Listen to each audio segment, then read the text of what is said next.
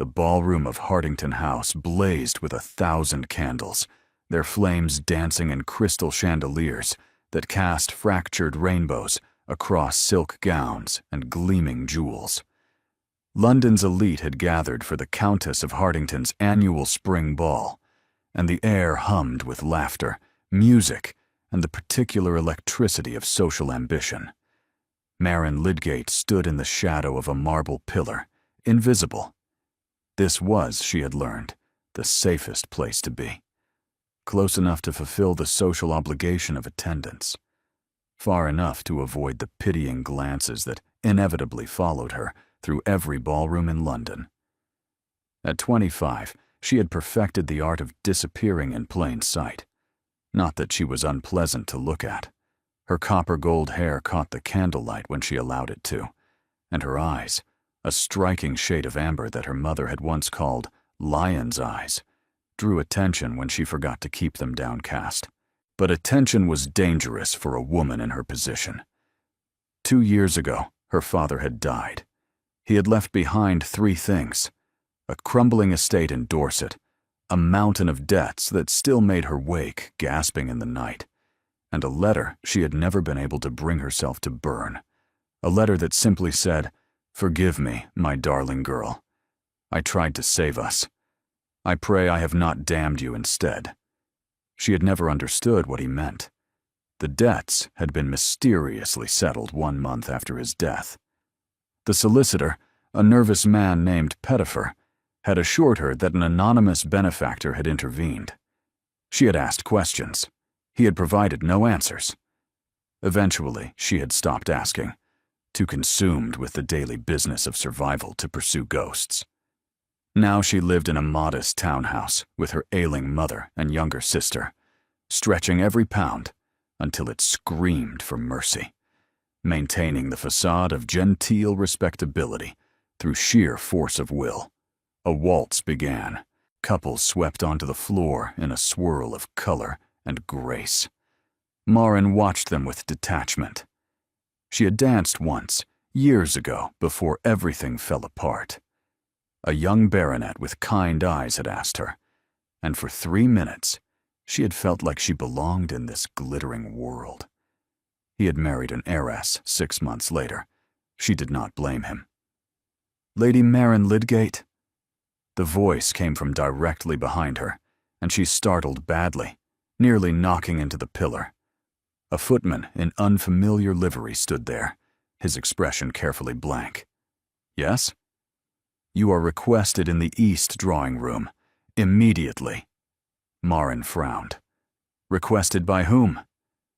"I am not at liberty to say, my lady, but I am instructed to tell you that it concerns your father's estate." Her stomach tightened. Then a chill swept through her, settling into her bones. "My father has been dead for 2 years." "Yes, my lady." The footman's expression did not change. "Will you follow me?" Every instinct screamed at her to refuse, to return to her shadowed pillar and pretend this conversation had never happened. But the mention of her father's estate had lodged like a hook beneath her ribs. "I tried to save us. I pray I have not damned you instead." "Lead the way," she heard herself say. The footman turned and walked. Marin followed, dread building with every step. The east drawing room was smaller than Marin expected, intimate rather than imposing, decorated in shades of midnight blue and silver. A fire crackled in the hearth, despite the mild spring evening, and standing before it, his back to her, was a man. He was tall. That was her first impression. Tall and broad-shouldered, dressed in evening clothes so perfectly tailored they could only have come from the finest tailor in London. His hair was dark, almost black, worn slightly longer than fashion dictated, curling against his collar. The footman withdrew, closing the door with a soft click that sounded like a death knell. "Please," the man said without turning. "Sit." "I prefer to stand." Her voice came out steadier than she felt. "Who are you, and what do you want?" He turned then, and Marin felt the air leave her lungs. He was quite simply the most striking man she had ever seen. Not handsome in the conventional sense. His features were too sharp for that, too severe. High cheekbones carved like cliff faces, a jaw that could have been cut from granite. Dark brows slashed over eyes the color of a winter storm, gray threaded with silver, and utterly cold. He looked at her the way a wolf might look at a rabbit. "I am Caius Ashworth," he said. "Duke of Dunmere." Morin recognized the name. Everyone in England knew the Duke of Dunmere, at least by reputation. Obscenely wealthy, reclusive, rumored to be either a saint or a devil, depending on who was telling the tale. He had inherited the dukedom 3 years ago upon his father's death, and had promptly retreated to his northern estates, rarely appearing in London society. Why would such a man summon her to a private room? "Your Grace." She did not curtsy. Something in his manner made her stubborn. "I confess myself confused. We have never been introduced." "No." He moved to a writing desk near the window and picked up a leather portfolio. "We have not. But we are, nonetheless, intimately connected." "I beg your pardon?" He opened the portfolio and withdrew a document, yellowed with age and bearing an elaborate wax seal. "Do you recognize this crest?" Morin moved closer, despite herself. The seal showed a stag and a rose intertwined, surmounted by a ducal coronet. "The seal of Dunmere," she said. "Your family crest." "Correct. And this signature at the bottom. Do you recognize that as well?" She looked. Her blood turned to ice. "Edmund Lydgate," her father's hand. She would know it anywhere. "Where did you get this?" Her voice had gone hoarse. "What is this document?" "It is a marriage contract." The Duke's tone was matter-of-fact, almost bored.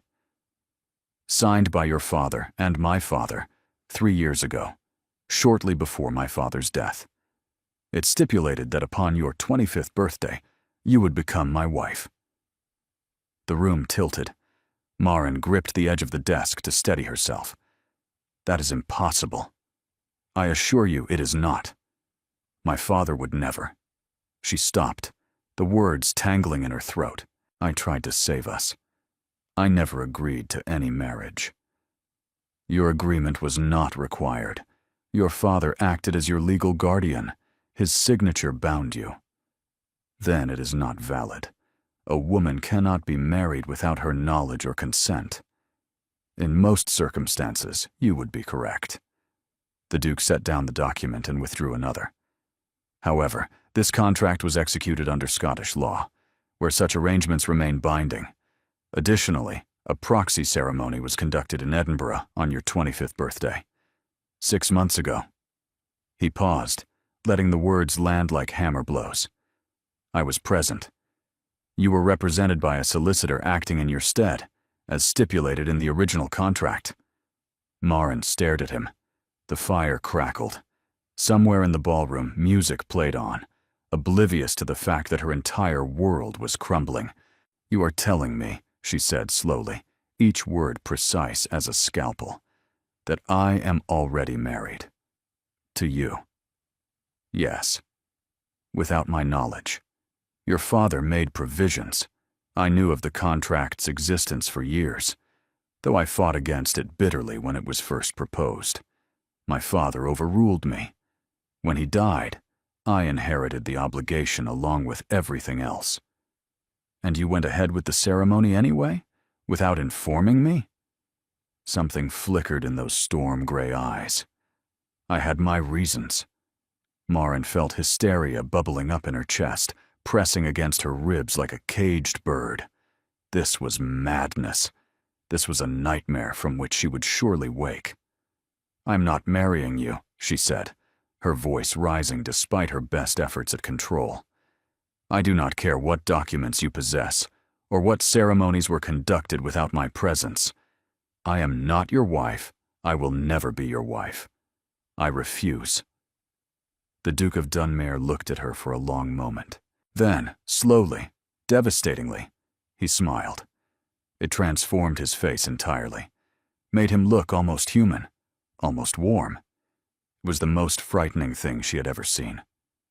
"Lady Marin," he said softly, "you misunderstand. I am not asking for your hand. I am informing you of a legal reality." He stepped closer, close enough that she could smell sandalwood and something richer, earthier. "You are already my wife. You have been for 6 months. The only question that remains is what we intend to do about it." Marin's mind raced through possibilities like a fox seeking escape from hounds. "I will contest it," she said, "in court. I will argue that the contract was signed under duress, that my father was not of sound mind, that your father was examined by 3 physicians in the weeks before signing." The Duke cut her off with clinical precision. "All attested to his mental competence. The contract was witnessed by a magistrate and 2 barristers. It has been reviewed by the finest legal minds in England." He paused. "It is ironclad, Lady Marin. I made certain of that before proceeding with the ceremony." "Why?" The word tore from her throat. "Why would you do this? Why would you want a wife who did not choose you, who did not even know you existed until 5 minutes ago?" "That," he said, "is a conversation for another time. It is a conversation for now." She stepped toward him, her fear transmuting into fury. "You have just informed me that my entire life has been decided without my consent. I believe I am entitled to an explanation."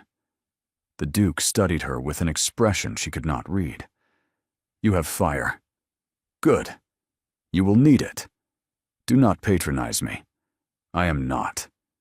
He moved to the fireplace, resting one arm on the mantel. In the flickering light, the severe planes of his face softened slightly. "Your father came to mind 3 years ago, drowning in debt. Creditors circling. Your family estate weeks away from seizure. He begged for help." Marin's stomach churned. She had known it was bad. She had not known it was that bad. "My father agreed to settle all debts in exchange for a marriage alliance. Your bloodline is ancient. Your family's reputation impeccable, despite recent financial difficulties. It was, from his perspective, an advantageous match for our house. And from your perspective?" "I opposed the arrangement from the moment I learned of it." His jaw tightened. "I argued with my father for hours. I found the entire concept of trading a woman like property repugnant. But he would not be moved, and as long as he lived, his word was law." "Then why honor it after his death? You are a duke. You could have destroyed the contract, paid off whatever obligations existed, walked away." "I could have," he agreed. "I chose not to." "Why?" He turned to face her fully, and something in his expression made her nerves spark with warning. "Because the moment I destroy that contract, every debt your father owed comes due, immediately. The settlement was contingent upon the marriage being fulfilled. If I void it, the creditors will descend on your family within the week." He paused. "Your mother, your sister, they will lose everything. You will lose everything." The words hit her like physical blows. "You cannot mean that." "I never say things I do not mean." He withdrew a folded paper from his jacket. "This is a list of your father's original creditors, the amounts owed, the penalties that will accrue if the debts are reinstated." He held it out. "Read it." Marin took the paper with numb fingers. The figures blurred before her eyes. £10,000, 12,000, 8,000. The total was staggering, more money than she would see in 10 lifetimes. "This would destroy us," she whispered. "Yes." She looked up at him, this cold, calculating man who held her fate in his hands. "So my choice is what? Marry you, or watch my family be cast into the streets?" "Your choice," he said, "is to acknowledge publicly what is already true legally. We are married, Lady Marin. We have been for 6 months. I am not asking you to pretend affection. I am not asking for a love match. I am asking you to accept reality and make the best of it. And if I refuse? If I choose poverty over being shackled to a man I do not know?" He retrieved the paper from her trembling hands. "Then I will respect your decision. I will void the contract, and within a fortnight, your mother will be in a debtor's prison, and your sister will be forced into service. Is your pride worth their suffering?" Marin felt tears burning behind her eyes, but she refused to let them fall. "Not here. Not in front of him. You are a monster." Perhaps. He did not seem offended. "But I am a monster who is offering you a way out, a comfortable life, security for your family. All you need do is be my wife in name." "In name?" "We will live as husband and wife publicly, attend events together, maintain appearances. In private, you may have your own rooms, your own pursuits, and your own life. I ask only for discretion and the appearance of a functional marriage." "Why?" The question burst from her again. "What do you gain from this arrangement? You could marry anyone, an heiress, a foreign princess. Why trap yourself with an unwilling wife?" For the first time, something like genuine emotion crossed his face, a shadow of pain, quickly suppressed.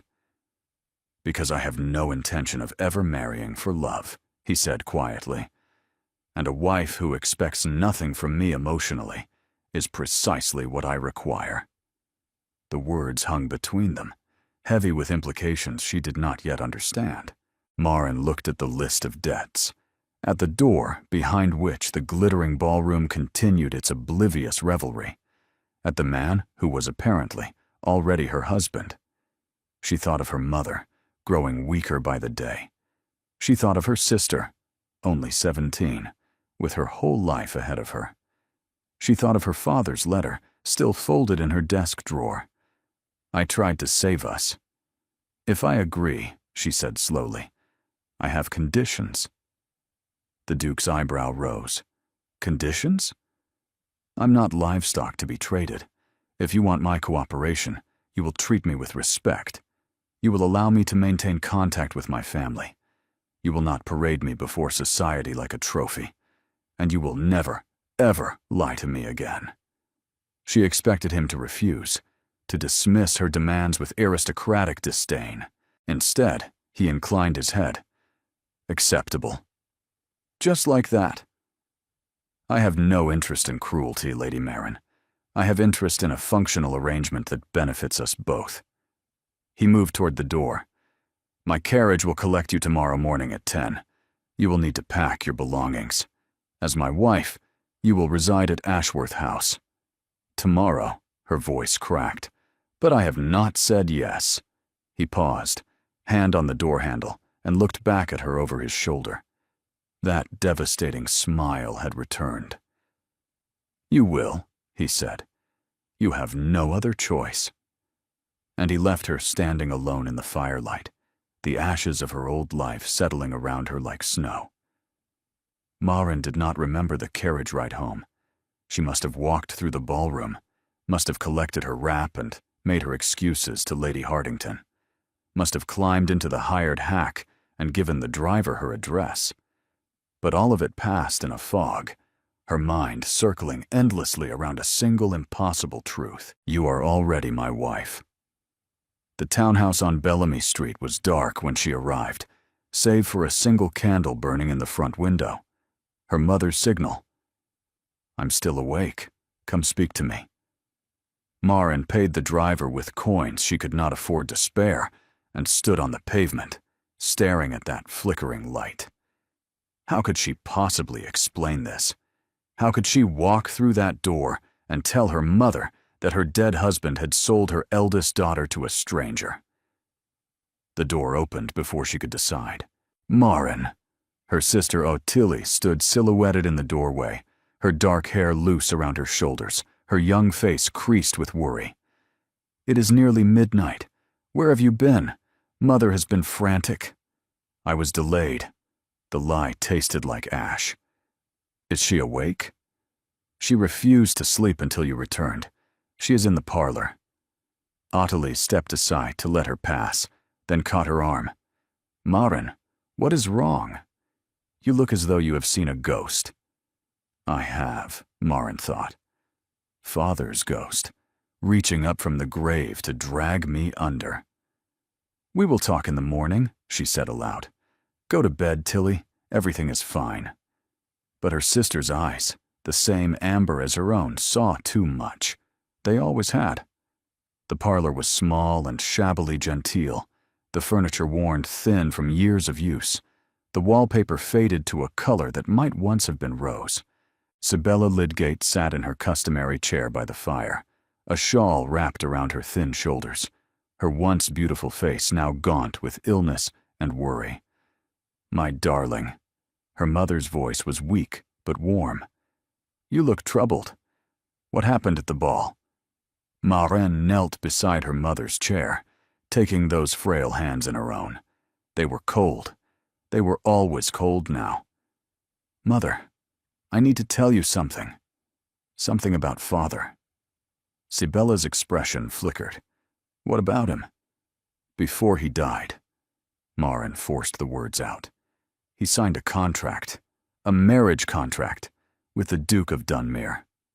The silence stretched between them, broken only by the pop of embers in the grate. I know, her mother whispered.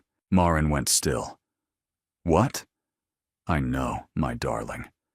Tears slipped down Sibella's hollow cheeks. I have known since the day he signed it. He told me everything. He wept in my arms and begged my forgiveness for what he had done. You knew. The betrayal cut deeper than anything the Duke had said. You knew, and you never told me. He made me swear. He said if you knew, you would refuse, and then everything would be lost. Her mother's grip tightened. He was trying to save us, Maren. The creditors were coming. We would have been in the streets within a month. The Duke's father offered a way out, and your father took it. What else could he have done? He could have told me the truth. Maren pulled her hands away, rising to her feet. He could have given me a choice. And what choice would you have made? Her mother's voice turned sharp. Would you have watched your sister sold into service? Would you have nursed me in a workhouse as I died? Would you have sacrificed everything for the sake of pride? The words struck like blows because they were true. Maren would have refused. She would have raged against the injustice and fought until there was nothing left to fight for, and in the end, her family would have paid the price. The Duke came to me tonight, she said quietly. He told me about the contract, about the proxy ceremony. He says we are already married. And what did you tell him? What could I tell him? Maren sank into the opposite chair, suddenly exhausted. He has trapped me as surely as Father did. If I refuse to acknowledge the marriage, every debt comes due. We lose everything. Sibella was quiet for a long moment. Then she reached into the pocket of her dressing gown and withdrew a folded letter. Your father left this for you. He made me promise to give it to you when the time came. She held it out with trembling hands. I believe the time has come. Maren took the letter. The paper was soft with age, the seal broken. Her father's handwriting, cramped and desperate, covered the page. My dearest Maren, if you are reading this, then the Duke has found you, and you know the truth of what I have done. I will not ask your forgiveness. I do not deserve it. But I ask you to understand. The young Duke opposed this arrangement from the start. He argued with his father for hours, called it barbaric, and demanded alternatives. But his father would not yield, and the son had no legal power to stop him. When I saw how fiercely he fought against it, I felt a strange hope. He's not the villain in this story, Maren. If anything, he is as much a prisoner of circumstance as you. I know I have stolen your choice. I know I have damned myself in your eyes. But I have given you a future, my darling girl. Please, take it. Your loving father Marin read the letter twice, 3 times. The words blurred through her tears. He fought against it, she whispered. The Duke did not want this marriage any more than I did. Then perhaps, her mother said gently, you have more in common than you realize. The fire burned low. Outside, the city slept on, unaware that Marin Lydgate's entire world had been rewritten in a single evening. His carriage comes tomorrow, she said finally. He expects me to move into his residence. And will you go? Marin looked at her mother's tired face, at the threadbare shawl, at the peeling wallpaper, and the single candle they could barely afford. She thought of Ottilie, bright and ambitious, deserving of a future better than poverty could provide. Yes, she said, I will go. The Duke of Dunmare's carriage arrived at precisely 10 o'clock. It was magnificent, of course. Gleaming black lacquer with the Ashworth crest emblazoned on the door, drawn by 4 matched grays that probably cost more than her family's entire townhouse. The footman who descended to collect her single trunk wore livery finer than her best dress. Marin climbed into the carriage with her chin held high and her nerves wound tight. The interior was even more opulent than the exterior. Velvet seats the color of aged burgundy, brass fittings polished to a mirror shine, and sitting across from her, watching her with those unnerving gray eyes, was her husband. Good morning, Lady Marin. His voice was crisp, formal. I trust you slept well. I did not sleep at all. She settled into her seat with rigid posture. I spent the night explaining to my mother why I must abandon her to live with a stranger. You are not abandoning her. You are ensuring her survival. How comforting. The carriage lurched into motion. Through the window, Marin watched her childhood home recede into the distance. Ottilie stood on the front step, one hand raised in farewell, her face wet with tears.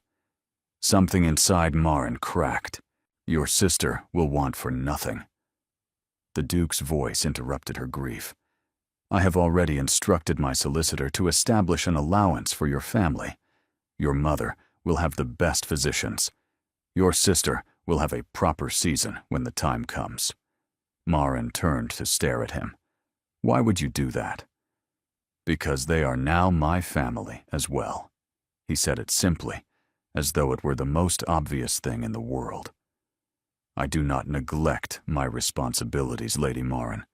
Whatever you may think of me, I am not a monster. You trapped me into marriage without my knowledge or consent. I revealed a marriage that already existed. There is a difference. A semantic one. Perhaps. He leaned back against the velvet seat, studying her with an unreadable gaze. But the result is the same. We are bound together, you and I. The question is whether we spend the next decades at war or find some way to coexist. Marin had no answer to that. The carriage rolled through increasingly affluent neighborhoods. Grand townhouses gave way to grander ones. Parks and squares replaced crowded streets.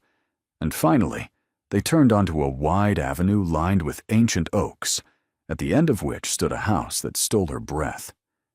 Ashworth House was not merely large, it was palatial. 3 stories of honey-colored stone, fronted by columns that would not have looked out of place on a Greek temple, with wings stretching out on either side like the arms of some great stone giant.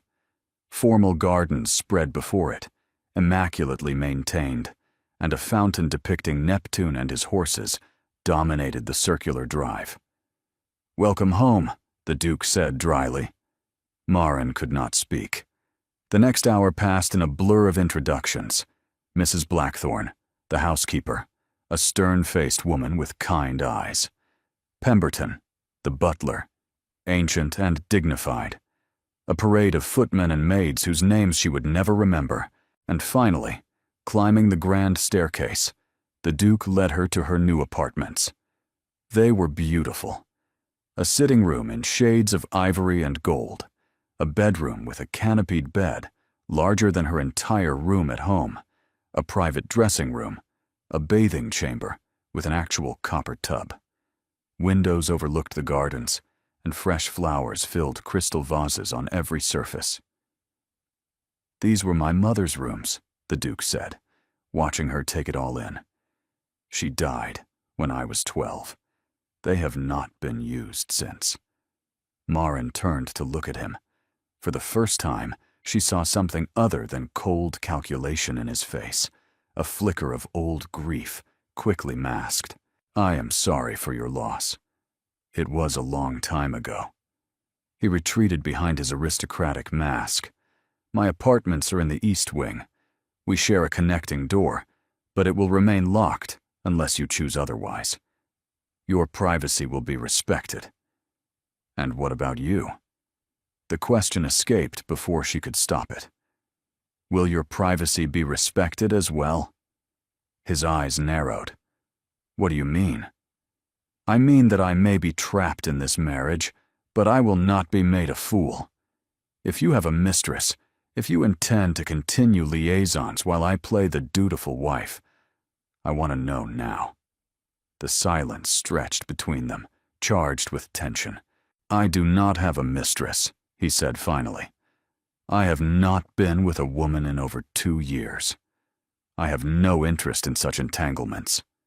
He stepped closer, and she caught again that scent of sandalwood and earth. "When I said this would be a marriage in name only, I meant it completely. I will make no demands on you, Lady Maren, none whatsoever." She should have been relieved. Instead, she felt oddly disappointed. "Dinner is at 7, he continued, turning toward the door. "Formal dress. I will introduce you to the household properly, and we will discuss how to announce our marriage to society. Wait." He paused, hand on the doorframe.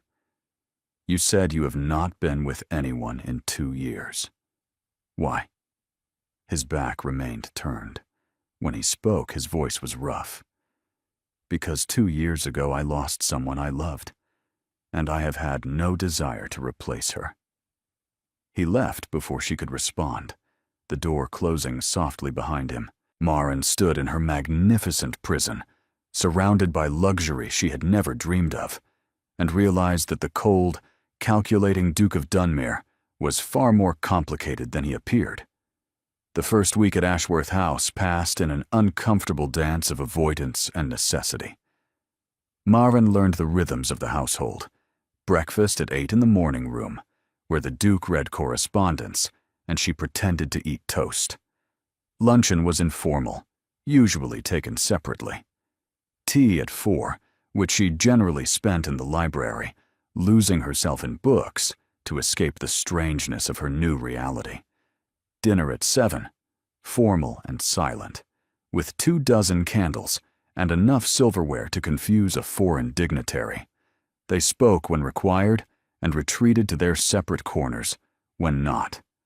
But slowly, incrementally, patterns emerged. She discovered that the Duke rose at 6 each morning to fence in the private gymnasium on the 3rd floor. The clash of blades against his instructors became her morning alarm, oddly comforting in its regularity. She learned that he took his coffee black and scalding, that he despised incompetence with a passion bordering on religious fervor, and that he had a habit of dragging his fingers through his hair when frustrated, leaving it perpetually disheveled by midday.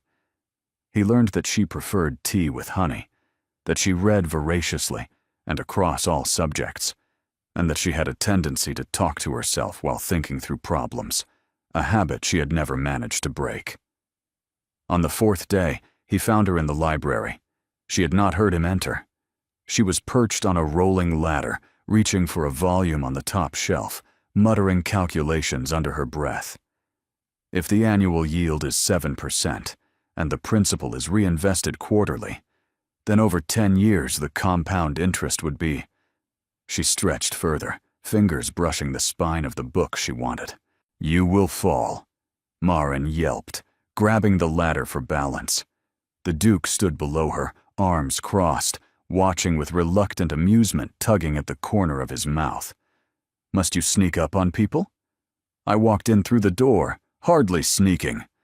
He moved closer, steadying the ladder with one hand. "What are you calculating?" "Nothing." She descended hastily, clutching the book to her chest like a shield. "Just idle thoughts."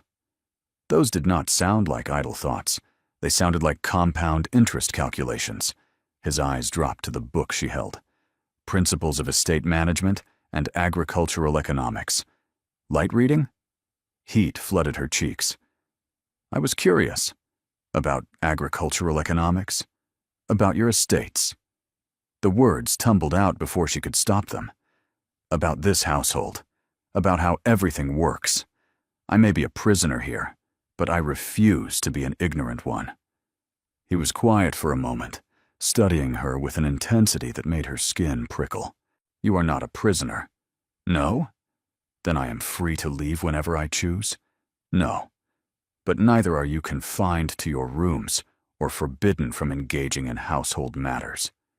He released the ladder and moved to a nearby chair, settling into it with the easy grace of a man accustomed to owning everything around him.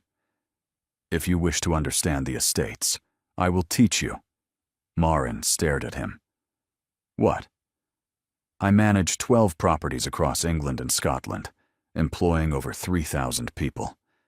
The administration is complex and, frankly, tedious. If you genuinely wish to understand it, I have no objection to including you." "Why would you do that?" "Because you are my wife." He said it simply, without inflection. "Whatever the circumstances that brought us here, that fact remains. My mother managed the household accounts alongside my father for 30 years. She understood every aspect of the Ashworth holdings. I see no reason why you should be any different." It was, Marin realized, the first genuine kindness he had shown her. "Very well," she said slowly. "Teach me." And so he did. They spent the next afternoon in his study, surrounded by ledgers and maps. He explained the tenant farming system, the crop rotation schedules, and the investments in railway stocks that had tripled the family fortune over the past decade. She asked questions. He answered them. And somewhere in the midst of discussing wool prices and drainage improvements, something shifted between them. "You have a gift for numbers," he observed as evening approached, and they finally set aside the account books. "Who taught you?" "My father." The admission came easier now. He believed women should understand money, even if society disagreed. He said ignorance was the surest path to poverty. He was right. Yes. She looked down at her hands. He was right about many things, and wrong about others. The Duke was quiet for a moment. Then, unexpectedly, he spoke. "I blamed him, you know. When I first learned the full scope of what our fathers had arranged, I blamed your father for putting me in this position, for forcing this marriage onto both of us. And now? Now I understand that desperation makes people do terrible things." His voice was low, reflective. He was trying to save his family. My father was trying to secure the bloodline. Neither of them considered our feelings, because to them, we were pieces on a chessboard. Means to an end. Does that make it acceptable? No, but it makes it understandable. He rose, moving to the window. The setting sun cast long shadows across his face. "I will not pretend to be pleased with this situation, Lady Marin. But I am beginning to think that of all the women my father could have chosen, you are perhaps the least objectionable." "High praise indeed. For me, it is." He turned to look at her, and something in his face made her stomach flutter unexpectedly. "You are intelligent, practical, unafraid to challenge me. These are not qualities I expected in a wife. What did you expect? Someone simpering, someone who would accept my fortune in exchange for blind obedience and ask nothing more. I'm afraid I have never been good at blind obedience." "No." A ghost of a smile touched his lips. "I'm beginning to see that." The clock chimed 7. Dinner time. They walked together toward the dining room, and for the first time, the silence between them felt less like a wall and more like a bridge. "Your Grace," Marin said as they reached the doors. "You said you lost someone 2 years ago, someone you loved." His steps faltered. "Yes." "Will you tell me about her someday?" He looked at her for a long moment, those storm-gray eyes searching her face for something she could not name. "Perhaps," he said finally, "when you are ready to hear it." It was not an answer, but it was a beginning. The Duchess of Waverly's annual garden party was the first true test. 3 weeks had passed since Marin's arrival at Ashworth House. 3 weeks of shared breakfasts and estate lessons and carefully maintained distance. 3 weeks of learning the rhythms of her strange new life and the even stranger man who had become her husband. Now, standing before her mirror in a gown of pale rose silk that had been delivered that morning from the finest modiste in London, she faced reality. Today, society would learn that the Duke of Dunmare had a wife. "You look lovely, my lady." Phoebe, the lady's maid assigned to her, tucked a final pin into Marin's upswept hair. "His Grace will be most pleased." Marin doubted that very much. A knock at the connecting door made her stiffen. She had never seen it open, had almost forgotten it existed. "Come in." The Duke entered, and Marin felt warmth rise to her cheeks despite herself. He was dressed impeccably in a dove-gray coat that emphasized the breadth of his shoulders, his dark hair tamed into something approaching respectability, his cravat tied with mathematical precision. He looked every inch the aristocrat, cold and untouchable. Then his eyes found her, and his expression shifted in a way that made her breath falter. "You look—" He stopped. Started again. "That color suits you." "Thank you." She smoothed her skirts, suddenly nervous. "I confess I am not certain I am ready for this." No one is ever ready for the Duchess of Waverly's garden party. It is designed to be overwhelming. He moved closer, producing a velvet box from his pocket. "However, you will need this." Marin opened the box and gasped. Inside lay a necklace of sapphires and diamonds, the stones catching the light like captured stars. It was the most beautiful thing she had ever seen. "This was my mother's," the Duke said quietly. "The Ashworth sapphires. They are traditionally worn by the Duchess of Dunmare at her first public appearance. I cannot wear this. You can. You must." He lifted the necklace from its case. "Turn around." She obeyed, awareness flooding through her as his fingers brushed the nape of her neck. The sapphires settled against her collarbone, cool and impossibly heavy. "There." His voice was low, close to her ear. "Now, you look like a duchess." When she turned back to face him, the air between them felt charged with something unspoken. "Shall we?" He offered his arm. She took it. The garden party was everything she had feared, and nothing she had expected. The Duchess of Waverly's estate sprawled across manicured acres, dotted with silk pavilions and wandering guests in their finest attire. The moment Marin and the Duke arrived, a hush fell over the nearest cluster of partygoers. Then the whispers began. "Is that Dunmere? Who is that woman? Wearing the Ashworth sapphires? Good heavens! Did he actually marry someone?" The Duke's hand covered hers where it rested on his arm. "Breathe," he murmured. "They are merely curious. Let them look." They are staring. They are always staring. One learns to ignore it. Easy for him to say. He had been born to this. Their hostess descended upon them within moments, a formidable woman in puce satin, whose eyes gleamed with barely contained excitement. "Dunmare, you dark horse, you absolute mystery, married, and not a word to anyone." The Duchess of Waverly seized both of Marin's hands. "And this must be the bride. My dear, you must tell me everything. How did you snare the most elusive bachelor in England?" Marin's mind went blank. She had not prepared for this question. How could she possibly explain that she had not snared him, that she had been traded like livestock, that she had learned of her own marriage from a stranger in a darkened room? "We met through family connections," the Duke said smoothly, his arm sliding around Marin's waist. "Our fathers arranged the match some years ago. We have simply been waiting for the appropriate time to make it public." "How wonderfully old-fashioned," the Duchess beamed. "And clearly successful. You look utterly besotted with her, Dunmere. I never thought I would see the day." Marin glanced up at her husband, expecting cold formality. Instead, she found him gazing down at her with an expression of such convincing warmth that her heart stumbled. "Lady Marin is extraordinary," he said quietly. "I am merely fortunate she agreed to have me." It was a lie. She knew it was a lie. And yet her foolish heart stuttered nonetheless. The afternoon proceeded in a blur of introductions and conversations.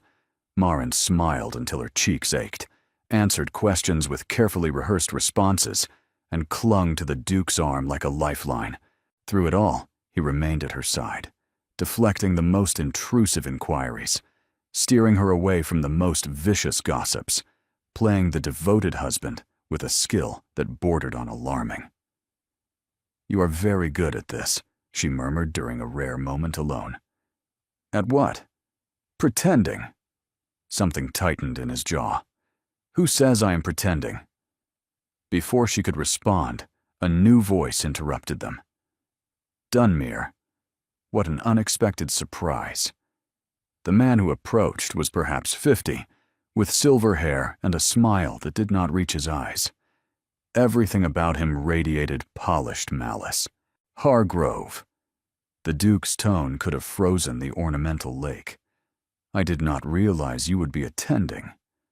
How could I miss such a momentous occasion? The mysterious Duke finally takes a bride." Lord Hargrove's gaze swept over Marin with undisguised appraisal. "Lady Marin Lydgate, is it not? I knew your father." Marin's blood chilled. "You did?" "Oh yes, we were quite well acquainted toward the end. Such a tragedy, his passing." His smile sharpened. So many loose ends left unresolved. The Duke stepped forward, positioning himself between Marin and Lord Hargrove. "This is neither the time nor the place for such discussions." "No? Then perhaps we should arrange a more private conversation. I have some matters regarding the late Lord Lydgate's affairs that the new Duchess might find illuminating." The threat hung in the air, unmistakable. "Good day, Hargrove." The Duke's voice was ice. "We have other guests to greet." He steered Marin away before Hargrove could respond, his grip on her arm tight enough to bruise. "Who is that man?" she demanded, once they were out of earshot. "No one of consequence." "He knew my father. He mentioned loose ends. That did not sound inconsequential." Marin. The use of her given name without title stopped her short.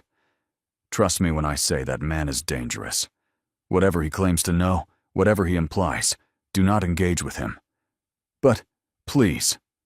The word was rough, almost desperate. "Let me handle this. I will explain everything. But not here. Not now." She looked up at him, at the tension carved into every line of his face, at the protective fury burning in his eyes. "Very well," she said finally. "But you will explain. Tonight." "Tonight," he agreed. "I promise." They did not speak on the carriage ride home.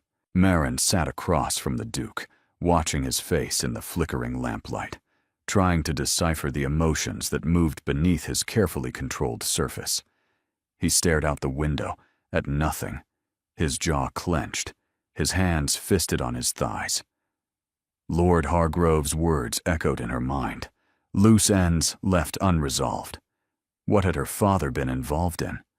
What secrets had he taken to his grave? When they arrived at Ashworth House, the Duke escorted her to the library instead of the drawing room. He closed the door, poured 2 glasses of brandy, and handed her one without asking if she wanted it. "Drink," he said. "You will need it." She drank. The brandy burned a path down her throat, settling into her stomach like liquid courage. "Lord Hargrove," the Duke began, moving to stand before the fireplace, "was a business associate of my father's. They were involved in various ventures together, some of them less than legitimate." "What kind of ventures?" "The kind that destroy lives." His voice was flat, emotionless. "They bought and sold debts, manipulated markets, bankrupted competitors through predatory practices. My father built half the Ashworth fortune on the misery of others." Marin set down her glass carefully. "And my father? How was he involved?" "He was one of their victims." The Duke finally turned to face her. "They targeted him deliberately, convinced him to invest in ventures designed to fail, extended credit at usurious rates, then called in the debts when they knew he could not pay. My father's financial ruin." Her voice emerged as a whisper. "It was not bad luck. It was deliberate." "Yes." "And the marriage contract? Was that part of their scheme as well?" "No." He crossed the room, sinking into the chair across from her. "That was my father's idea, but for different reasons. By the time your father came begging for help, he had already realized he had been manipulated. He threatened to expose everything. My father offered the marriage alliance as both solution and insurance. Your father's silence in exchange for his daughter's future." Marin felt sick. "So I was a bribe. You were a guarantee. As long as our families were united, neither could destroy the other without destroying themselves." "And Lord Hargrove?" "He was cut out of the arrangement. He has resented it ever since." The Duke leaned forward, his elbows on his knees. "He has been looking for leverage against me for years. He believes your father left evidence of their crimes, evidence that could destroy him. He thinks you know where it is. I do not know anything. I believe you, but Hargrove will not stop until he is certain." The fire crackled in the silence. Marin's mind reeled with revelations, each one more devastating than the last. "Why did you not tell me this before?" "Because I was trying to protect you. Because the more you knew, the more danger you would be in. Because—" He stopped, pushing his fingers through his hair in that gesture she had come to recognize. "Because I was ashamed." "Ashamed?" "Of my father. Of my family's legacy. Of the blood money that built this house, and funded my education, and allowed me to sit in Parliament, pretending to care about justice, while knowing that everything I have was purchased with other people's suffering." She had never heard him speak with such raw honesty. It transformed him, stripped away the aristocratic armor to reveal something wounded and human beneath. "That is why you care so much about reform," she said slowly. "The factory laws, the workers' rights. You are trying to make amends. I'm trying to be better than he was. Whether I am succeeding is another matter entirely." Marin rose from her chair and moved to kneel beside his. It was improper. It was presumptuous. She did not care. "You are not your father," she said quietly. "His sins are not yours to carry." "They are if I do nothing to correct them." "But you are doing something. You are fighting for change. You are trying to make things right." She reached up, touching his cheek before she could think better of it. "That matters, Caius. That matters more than you know." He went utterly still at her touch. His eyes, those storm-gray depths, searched her face with an intensity that set her blood racing. "You called me by my name." "Did I?"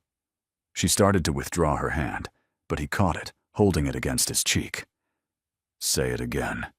"Caius." His composure fractured.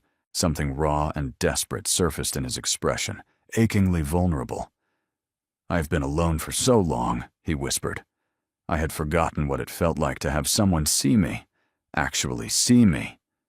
"I see you." "I know," his voice cracked. "That is what terrifies me." They stayed like that for a long moment, her hand against his face, his fingers wrapped around her wrist, the fire crackling between them. "You asked about the woman I lost," he said finally. "Do you still want to know?" "Only if you want to tell me." He released her hand and leaned back, though something in his posture had softened, become less guarded. Her name was Cordelia. She was the daughter of a viscount, beautiful and spirited, and everything I thought I wanted. We were engaged for 6 months. "What happened?" "She discovered the truth about my family's business practices, about the blood on the Ashworth fortune." His smile was bitter. "She could not bear to be associated with such scandal. She broke the engagement and married a baronet 3 months later. I'm sorry. Do not be. She was right to leave. I would have made her miserable, and she would have made me worse." He looked at Maren then, really looked at her. "But it taught me something important." "What?" "That I could never have a marriage built on illusion, on pretending to be something I am not." He rose, helping her to her feet. "That is why I told you the truth tonight, because whatever this is between us, I will not let it be built on lies." Maren's chest tightened. "What is this between us?" "I do not know yet." He was still holding her hand, his thumb tracing circles on her palm. "But I would like to find out, if you are willing." She should pull away, should retreat to the safety of distance and formality, should remember that this was an arrangement, a transaction, a marriage of convenience and nothing more. Instead, she stepped closer. "I am willing," she said softly.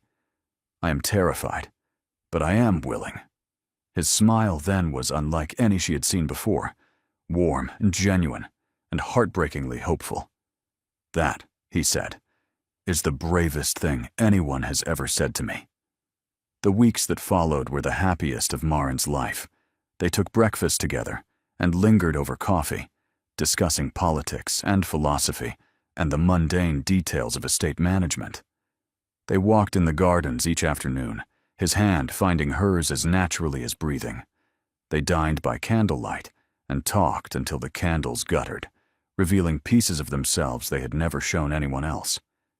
She learned that he feared thunderstorms, a weakness he blamed on a childhood incident involving a lightning-struck tree and a beloved pony. He learned that she cried at poetry, but refused to cry at funerals, a defense mechanism she had developed after her father's death.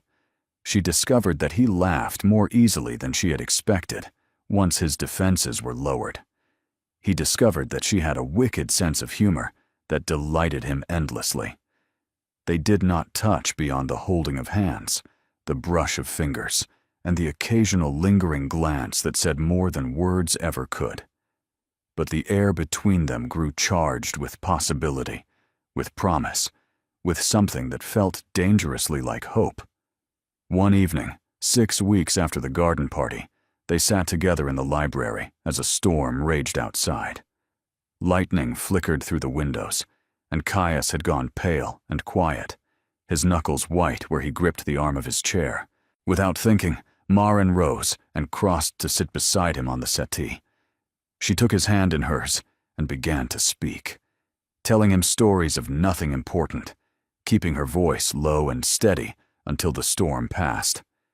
When the thunder finally faded, he turned to her with an expression that stopped her heart. "Maren." "Yes? I need to tell you something. Something I should have said weeks ago." Her blood quickened. "What is it?" He took both her hands in his grip almost painfully tight. "I have tried to fight this. I have tried to maintain the boundaries we established, to keep this as the business arrangement we agreed upon. But I cannot do it anymore. Caius, let me finish, please." He drew a shaking breath. "I am in love with you. Completely, irrevocably, terrifyingly in love with you.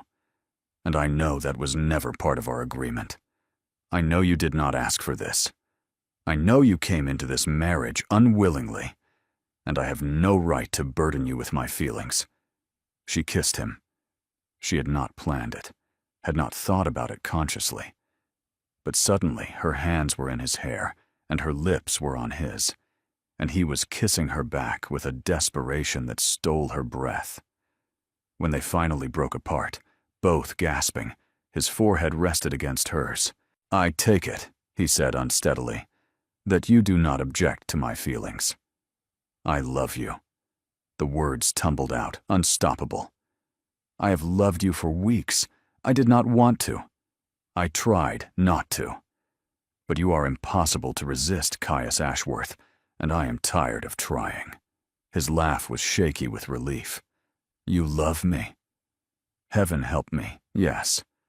He kissed her again, gentler this time, a kiss full of wonder and reverence, and the tender beginnings of something that could last a lifetime. "Marry me," he said against her lips. She pulled back, confused. "We are already married." "I know, but I want to do it properly this time. I want to stand before God and witnesses and choose you. I want the world to know that you are mine not because of contracts or obligations, but because we love each other. Will you give me that, Maren? Will you marry me again?" Tears spilled down her cheeks. "Yes. Yes, I will marry you." He pulled her into his arms, holding her as though she were the most precious thing in the world. Outside, the storm had passed, and the first stars were appearing through breaking clouds. Everything was perfect, which was, of course, when everything fell apart. The letter arrived the next morning. It was addressed to the Duchess of Dunmere and bore no return address. Maren opened it at the breakfast table, while Caius reviewed parliamentary correspondence across from her. "Your Grace, I have information regarding your father's dealings with the late Duke of Dunmere. Information that your husband has kept from you. Information that proves your marriage is not merely inconvenient, but invalid. If you wish to know the truth, meet me at the Blackwood Coffee House at 3 o'clock this afternoon. Come alone, or do not come at all. A friend." Maren's blood ran cold. "What is it?" Caius looked up, instantly alert. "Maren, you have gone white." "Nothing." She folded the letter quickly, slipping it beneath her napkin. "Just a note from my sister. She's being dramatic, as usual." But her hand trembled, and Caius was not fooled. "Show me." "It is nothing, truly." "Maren!" His voice was quiet but implacable. "We promised no lies between us." She had. She had promised exactly that. Slowly, she handed him the letter. He read it in silence, his expression growing darker with each line. When he finished, he set it down with careful precision. "You will not go." "I beg your pardon?" "This is a trap. Hargrove's work, without question. If you go to that meeting, you will be placing yourself in danger. And if I do not go, I will never know the truth. You know the truth. I told you everything." "Did you?" She rose from the table, anger and fear churning in her stomach. "The letter claims our marriage is invalid. Is that true?" "It is not." "How can you be certain?" "Because I have had the contract reviewed by a dozen solicitors. The proxy ceremony was legal. Our marriage is binding and legitimate." "Then why would someone claim otherwise?" Caius rose as well, his jaw tight. "Because Hargrove is trying to drive a wedge between us. He cannot destroy me directly, so he is attempting to destroy my marriage instead. Or perhaps there is something you have not told me." The words hung between them, sharp as knives. "You think I am still lying to you?" His voice was dangerously quiet. "After everything I have shared, after last night, I do not know what to think." Maren wrapped her arms around herself, suddenly cold. "I was married without my knowledge. My father sold me to pay his debts. Every truth I have learned since coming here has been another betrayal. How can I be certain this is not another? Because I love you. He crossed the room, gripping her shoulders. Because I would never hurt you. Because you are everything to me now, and I would rather die than see you harmed. She wanted to believe him. Every fiber of her being screamed to trust this man who had shown her more kindness in 2 months than she had known in years. But the letter burned in her mind like poison. I need time, she whispered, to think, to understand. Marin, please, Caius, do not ask me to choose between my need for truth and my love for you. Not yet. His hands dropped from her shoulders. His expression shuddered, becoming the cold, aristocratic mask she had not seen in weeks. Take all the time you need, he said stiffly. I will be in my study. He left without looking back. Marin stood alone in the breakfast room, clutching a letter that threatened to destroy everything she had come to cherish. And she had no idea what to do. She went to the coffee house. She knew it was foolish. She knew Caius would be furious. But the questions burned too hot to ignore, and she needed answers that only this mysterious correspondent could provide. The Blackwood Coffee House was in an unfashionable part of London, the kind of establishment frequented by merchants and clerks rather than nobility. Marin wore her plainest dress and a heavy veil, hoping to avoid recognition. Lord Hargrove was waiting at a corner table. Lady Marin. He rose with a smile that made her skin crawl. So good of you to come. Please, sit. I prefer to stand. She remained near the door, ready to flee if necessary. You claim to have information about my marriage. Share it. Straight to business. I admire that. He resumed his seat, gesturing to the chair across from him. But this conversation will take time, and you are drawing attention. Sit. She sat, perching on the edge of the chair like a bird ready for flight. Your father and the old Duke signed more than one contract, Hargrove began. The marriage arrangement was merely the visible piece. Beneath it lay a second agreement, one that your current husband has taken great pains to conceal. What kind of agreement? A financial one. Your father was not merely in debt. He was a participant in certain ventures. Ventures that would see him hanged if they ever came to light. You are lying. Am I? Hargrove produced a sheaf of papers from his coat. These are records of transactions, shipments, payments, all bearing your father's signature, all connected to activities that the Crown considers treasonous. Marin did not take the papers. What does this have to do with my marriage? Everything, my dear. The marriage contract contains a clause you were never meant to see, a clause that makes your husband responsible for your father's crimes. If the truth emerges, Dunmere faces ruin, disgrace, possibly imprisonment. That makes no sense. Why would anyone agree to such terms? Because the old Duke was dying and desperate to secure his legacy. Because your father threatened exposure unless his daughter was protected. Because Dunmere the Younger had no choice once his father was gone. Hargrove leaned forward. Your husband married you not out of obligation or affection, Lady Marin. He married you to ensure your silence, to keep you close enough to control. The words hit like physical blows. I do not believe you. Then ask him yourself. Ask him about Clause 17 of the original contract. Ask him why he kept you ignorant of your own marriage for 6 months. Ask him why he suddenly decided to announce it now, just when I began asking questions. Marin's mind spun. Everything Hargrove said aligned with facts she already knew. The timing, the secrecy, the reluctance with which Caius had revealed even partial truths. But it also contradicted everything she had felt, every tender moment, every whispered confession, every kiss that had felt like a promise. What do you want? She demanded. Why are you telling me this? Because I want justice. His eyes glittered with barely concealed malice. Your husband's family destroyed mine. His father cheated me out of a fortune and left me to rot while he built an empire. I want Dunmere to suffer as I have suffered. And you think using me will accomplish that? I think you deserve to know the truth. He slid the papers across the table. Take these, read them, and when you are ready to discuss what happens next, send word. I can help you escape this marriage, Lady Marin.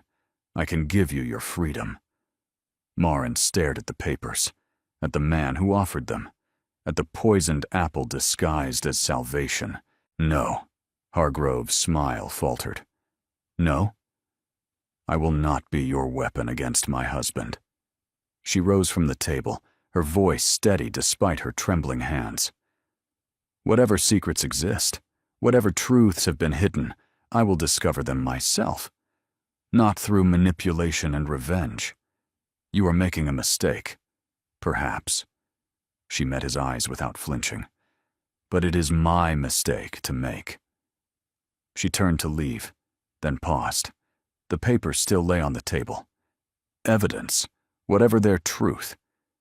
If there were secrets to uncover, she would examine them herself rather than take Hargrove's word.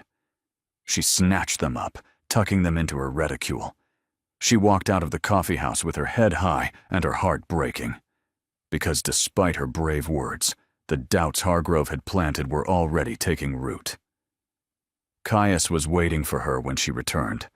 He stood in the entrance hall, still as a statue, his face carved from stone. Behind him, Mrs. Blackthorne and Pemberton hovered with matching expressions of concern. "Leave us," Caius said without looking at them.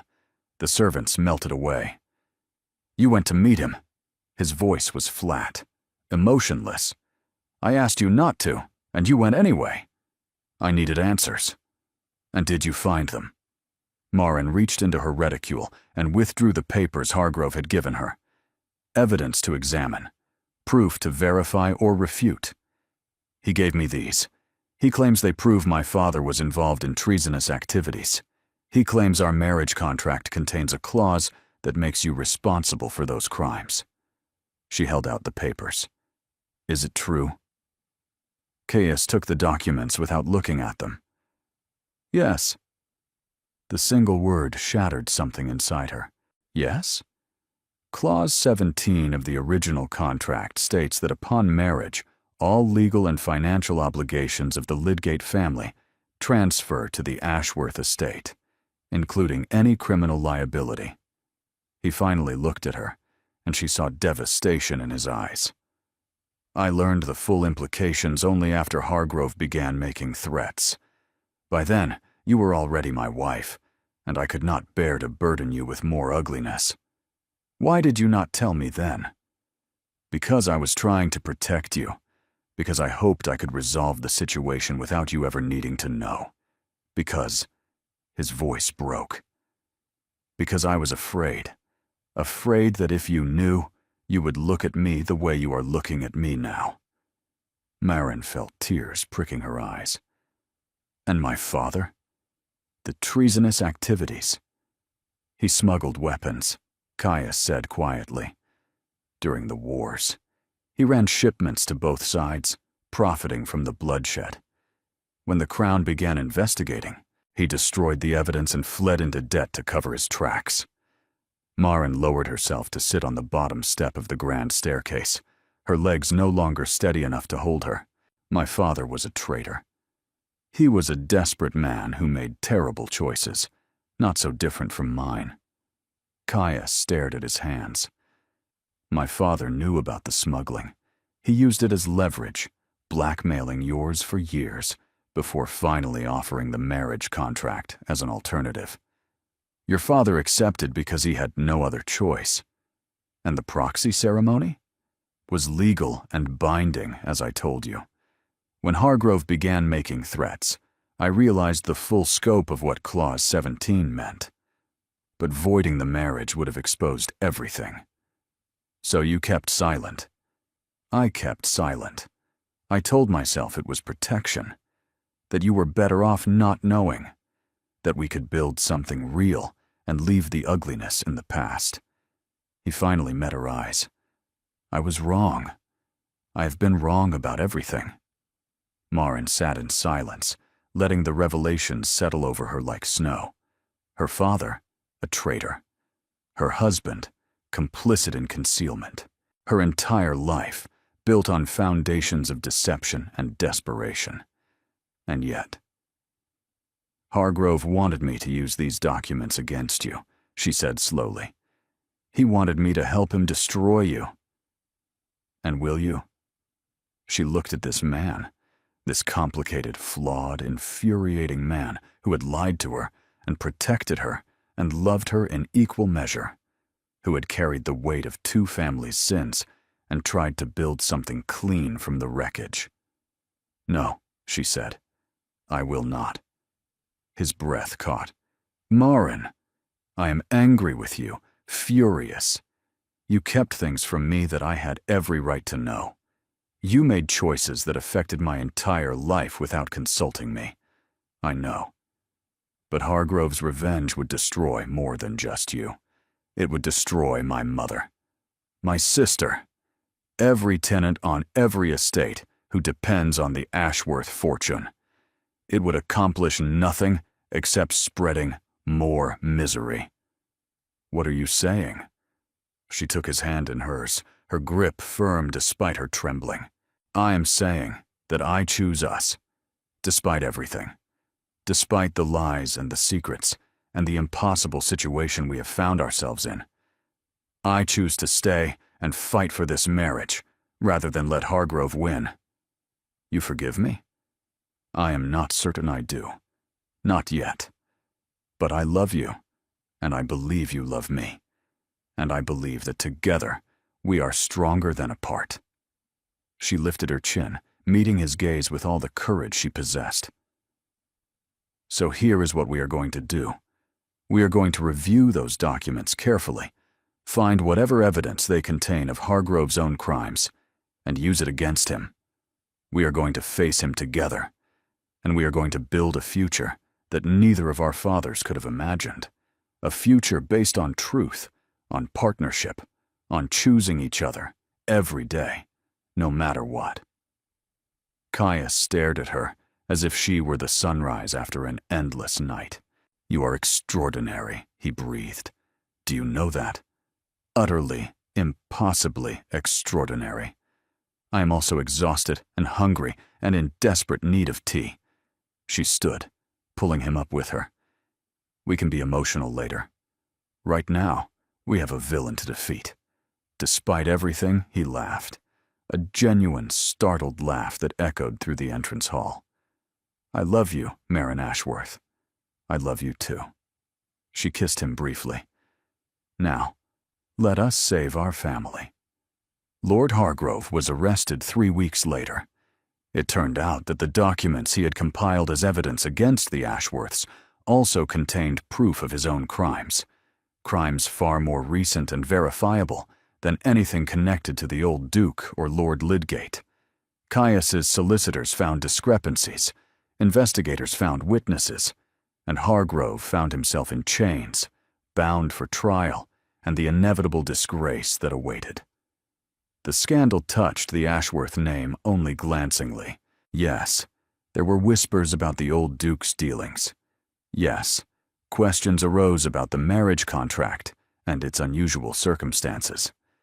But Caius faced them all with unflinching honesty, admitting his father's wrongs and pledging to make amends. Society, it turned out, had more appetite for redemption than revenge. And so, on a brilliant spring morning, exactly 1 year after her midnight conversation in Lady Hartington's drawing room, Maren Ashworth, née Lydgate, stood before the altar of St. George's Church and married her husband for the 2nd time. You look beautiful, Caius whispered as she reached his side. You look nervous, she whispered back, terrified. What if you change your mind? I changed my mind about you months ago. That is why I am here. The ceremony was small and intimate. Maren's mother, restored to health by the finest physicians Ashworth money could buy, wept openly into her handkerchief. Ottilie served as maid of honor and pronounced the entire event ridiculously romantic for two people who started out despising each other. When the vicar asked if anyone objected to the union, Caius turned to face the congregation with a challenging glare that made Maren laugh despite herself. No one objected. They spoke vows they had written themselves, promises of honesty and partnership, and love chosen freely rather than compelled by contract. When Caius slipped a new ring onto her finger, a simple gold band engraved with the date of their first marriage, Maren felt the last traces of resentment dissolve like morning mist. "I believe," the vicar announced, "this is the part where you may kiss your bride." "Finally," Caius said, and kissed her so thoroughly that Ottilie whistled and the vicar turned pink. 5 years later. The nursery at Dunmere Castle was in chaos. Maren stood in the doorway, watching her husband attempt to dress their 4-year-old twins for their grandmother's birthday celebration. Edmund, named for her father, despite everything, had somehow gotten his head stuck in the armhole of his little coat. Helena, named for no one in particular because Maren had liked the sound of it, had stripped off her stockings and was currently hiding under the bed. "This is your fault," Caius said, not looking up from his struggle with Edmund. "You wanted children." "I wanted one child. You are the one who insisted on spares. I did not insist on twins. That was entirely your doing. I believe you had some involvement in the process." He finally freed Edmund and looked up at her with that smile, the warm one, the real one that still made her heart flutter after all these years. "Come help me retrieve our daughter before she goes feral." They coaxed Helena from beneath the bed with promises of cake and presents. They dressed both children in their finest clothes and presented them to their grandmother, who declared them the most perfect creatures ever born and immediately began spoiling them with sweets. Later, after the celebration had wound down and the twins had been carried to bed by their exhausted nanny, Caius found Maren in the library. She was sitting in her favorite chair, reading a treatise on agricultural reform that she was co-authoring with her husband for presentation to Parliament. "The children are asleep," he reported, settling into the chair beside her. "Helena asked if she could marry the stable boy when she grows up. I told her she had to wait until she was at least 6. Reasonable. I thought so." He reached over and took her hand, lacing their fingers together. "Happy?" She looked at him, this man who had begun as a stranger and a captor and had become her partner in everything. They had faced scandal and crisis and the complicated legacy of their fathers. They had built something real from the wreckage of arrangements made without their consent. "Deliriously," she said. "Good." He lifted her hand to his lips. "I intend to keep you that way." "That is quite a promise." "I am quite a duke." She laughed and pulled him closer, and he kissed her as the fire crackled and the stars wheeled overhead. Somewhere in the house, the Ashworth sapphires gleamed in their velvet case, waiting to be passed down to the next generation. Somewhere in London, society continued its endless dance of scandal and ambition. Somewhere in the churchyard of a small parish, Edmund Lydgate lay beneath stone that bore only his name and dates, his complicated legacy finally at rest. But here, in this library that had witnessed their first tentative truce and their deepest confessions and 1,000 quiet evenings together, Maren Ashworth knew exactly what she had. A love that had not been chosen for her, a love she had chosen for herself, and that, in the end, made all the difference.